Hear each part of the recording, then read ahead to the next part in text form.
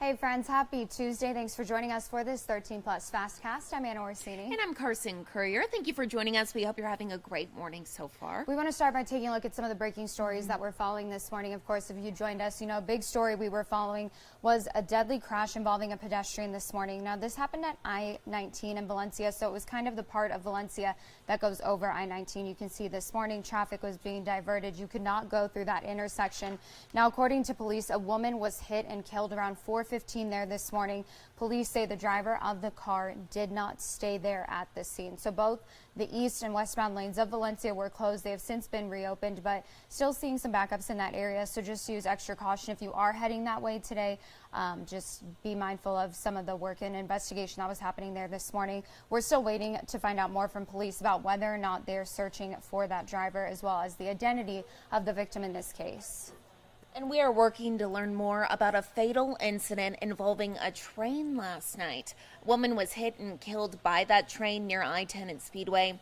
The train has since been moved and the area is back open this morning. Right now, we're working to learn more from police about what exactly happened and the name of the victim. We'll let you know any updates as soon as we learn more.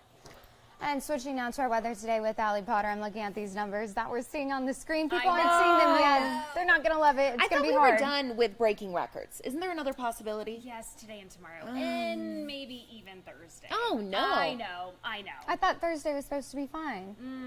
It just keeps getting worse. I know. But the weekend looks great. Exactly. Great. And Light at the end of the tunnel. I think 80 on the board for next week. Okay. Absolutely. So just be patient. Yes. You know, Perfect. but it's like, got to get through the next It couple still of days. hurts. It still hurts. It does. And it's September still. 103 for our forecasted high for today and Wednesday. So we're in record-breaking territory. 104 is our record to beat to 1899. So a long time ago, folks, that we broke any type of record. Tomorrow, though, 102. So we're forecasted to break that record that was set back in 1994. Keep in mind, our average, by the way, is 93 degrees, though. So, yes, we're definitely above where we should be for this time of the year. So, this is not the graphic you really want to see, unfortunately, but I just have to put it out there for you. So, 3 records we have so far set or tied for the month of September. That 4th record is possible today and tomorrow.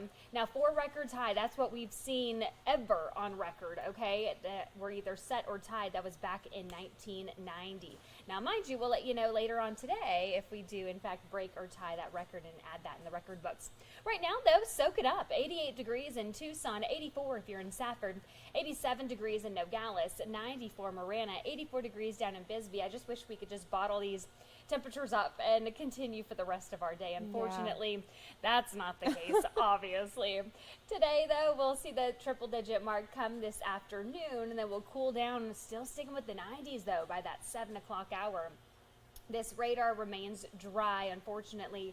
No rain in sight, not even dealing with any type of cloud coverage, which would be, in fact, some nice relief.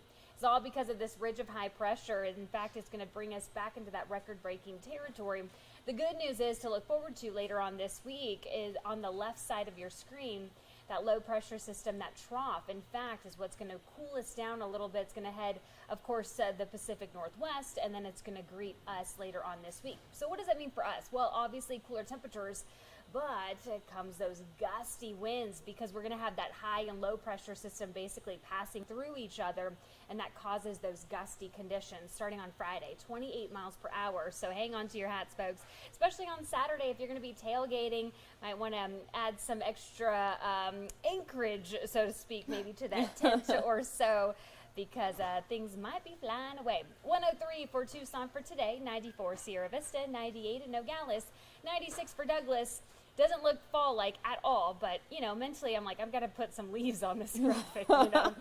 103 for the high today and tomorrow. The 90s make a return on Thursday, but still warm. Breezy conditions on your Friday kicking off, and then 94. So it's good news if you're headed out to the game on Saturday. Again, keep in mind those breezy conditions, though. But at least the cooler temperatures and the game's at night. So, of course, we'll drop even more. Perfect. So, yeah. Okay, well, I mean, 89, there's light at the end of the tunnel. Exactly. We will take it. We just got to get through today Absolutely. and tomorrow. We can do this. We've can't. survived summer. Exactly. We've had 110. Survived worse. That's true. But I mean, this time of the year, you're just like, that hurts. We're ready. 103. I know, it's fall. Oh Come my on. goodness. Well, thank you, Okay. Allie. Absolutely. Thank you.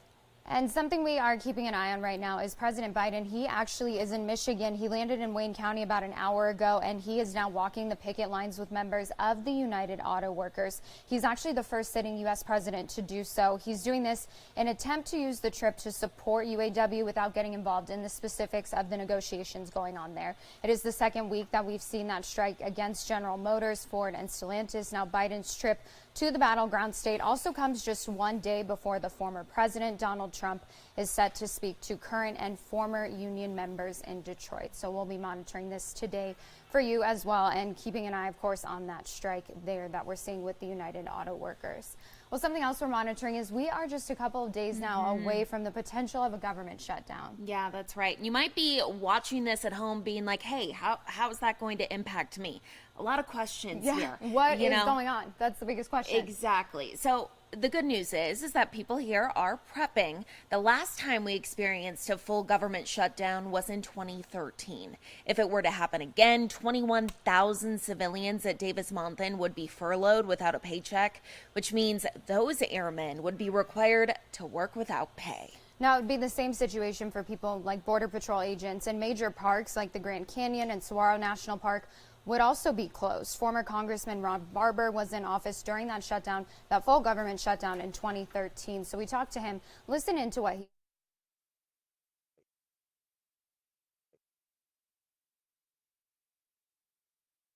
It will affect all kinds of services that we don't even know the federal government has a hand in.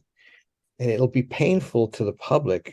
I would love to hear somebody say it's not gonna happen, because that's the right answer. But I'm not very optimistic. Now, Barber says he believes the extreme nature of Congress will prevent any kind of compromise that can keep the government open. Again, the money runs out on Saturday. We will keep watching this for you. We will update you with the very latest once that situation occurs.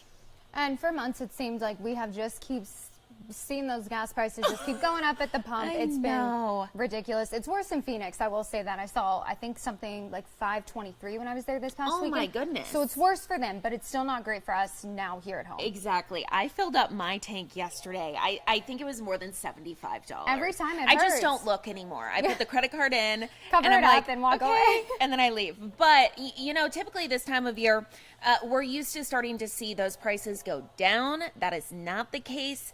About a week ago, gas stations were allowed to start selling winter-grade gas. It costs less to make because it has more butane. While it makes it slightly less energy efficient, it's less likely to evaporate in the heat. That blend has to make it to us from Texas and New Mexico.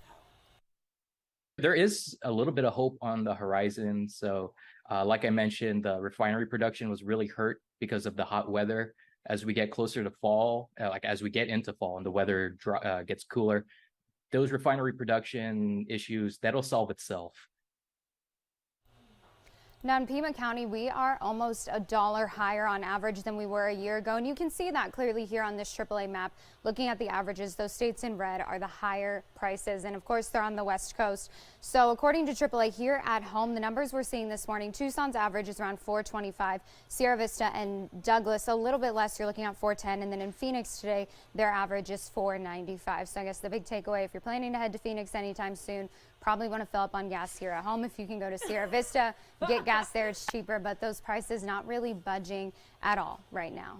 Yeah, that's right. And continuing to follow the very latest on what's happening with the Ocotillo apartments in South Tucson. Hundreds are now looking for a new place to live after a sober living effort there came to an end.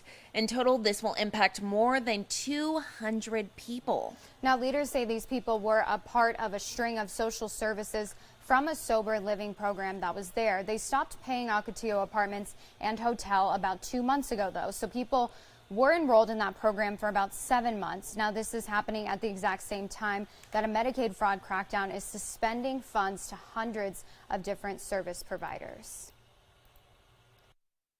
It's just very sad because now, because of that, other people are having to pay for this and they're having to stay homeless and go out to the streets with this heat outside. And it's not right. Now, the city of Tucson and Pima County both have a phone number helping people find service. We have more details if you're interested, including that number that is up right now on our website. That's KOLD.com. And this morning, many families across Tucson are looking ahead with a new support system in place and a new support system behind them after a National Day of Remembrance for murder victims. All of the families that you're seeing there on your screens are loved ones that came together last night, and they all have one thing in common. They have been affected by homicide. Yarko Ruiz lost his 8-year-old daughter to a drunk driver, and he was actually the guest speaker there last night. He says that in a way, this group and all the people that you're seeing there have sort of become almost like a family to him. I became, my daughter's voice now, and events like this is what keeps me strong. It's what keeps me going. Now, this annual event is an opportunity for people to remember and honor all of the lives taken from us here at home. So far, this year alone, there have been 51 homicides within the city limits of Tucson. And that's, when you think about the family members of all those 51 people, that's just a huge impact. So we do encourage you to go to our website, watch the full story, and just kind of hear how these people are supporting each other through arguably one of the worst things that could happen to somebody in their life. We want to go ahead and end it out by taking a live look at Tucson right now, looking at those clear blue skies, which I'm sure a lot of you don't want to see. You're like, hey, give us those clouds. Not seeing a single one, but it is a gorgeous day. And the good news is, I think kind of the one good thing about the temperatures we're seeing right now is at least those overnight lows are staying cool. So when you start off your morning, you can still get things done up until probably, 10, 11 o'clock in the morning. So that is some good news. It doesn't get hotter till later in the day, but it's still getting hot.